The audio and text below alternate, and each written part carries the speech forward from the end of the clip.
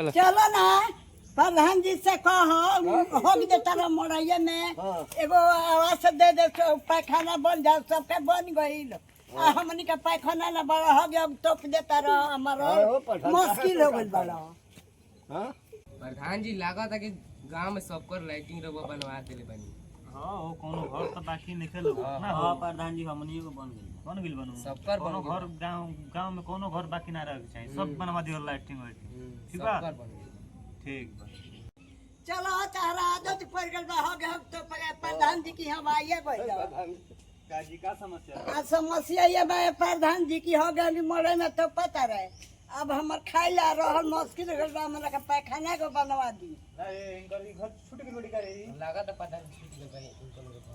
हां तारे बबुआ लागत हां छूटल बा लागत है तो सुनी पानी है कि 12,000 आवत पैखाना पर। अच्छा तो 2000 देवे के पड़ता हमरो के। ठीक बा बन जाई तो 2000 हम देब नु बची तो दे दे नु। हां ऑनलाइन करवा दी। हां ठीक बात अपन आधार कार्ड लेके हाँ। ठीक बा हो भाई आई अभी आई तुरंत बानी अभी है जावे। अच्छा ठीक बा जाई आप बैंक के पासबुक ले ले। अच्छा ठीक बा नु ठीक बा आ हिंकरो ले ले। अच्छा जाई आई फिर जा हो हां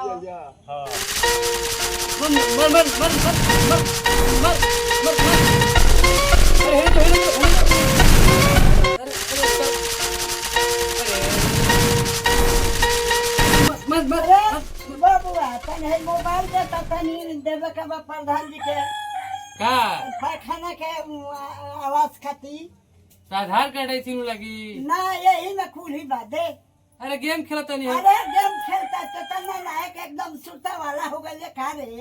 अरे गेम खेलता नहीं दे दे अरे छोड़ छोड़ छोड़ अरे माई अरे हार जीत रे हम ना हार दे जो हार ई सुता वाला लड़का ना लायक बा जानल ई मांगो तनी तो धनक पटा के मोबाइल दिहल सा हमरा के यही में कुली बाटे आई सुनो त नहीं खसावाल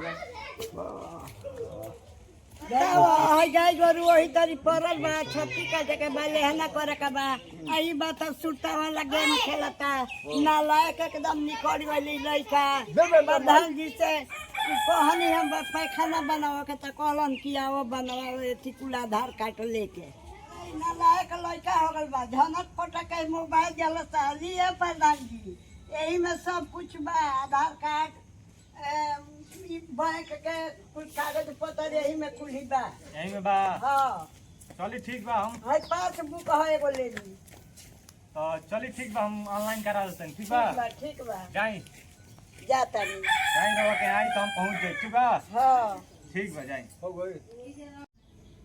ए बबुआ ले आई ठीक बा हमें आधार कार्ड बा चाची के पास बैंक के पासबुक बा जाके ऑनलाइन करा दे जल्दी आओ तनी।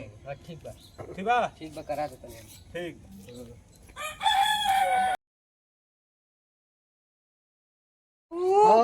हाँ देखो हमें पैखाना बन गई वही में होगी हो वही में मूती हो हेजा के सूती हो हाँ पैखाना प्रधान जी बनवा दी हले। हाँ बबुआ चाची के पैखाना तो बन गई चल तनुआ से भेंट मुलाकात कइल जा जौन तय करबे तौन दे कैसा। हां ठीक नमस्कार चाची खुश रहो बाबू खुश रहो खाना तो बन गेल नो। हाँ आने की जौन तय कइले बन तौन दे दी थी। ए प्रधान जी बहुत पहले के कुल उठल बड़ा हम पैसा ना दे है घेवड़ा लेके जा।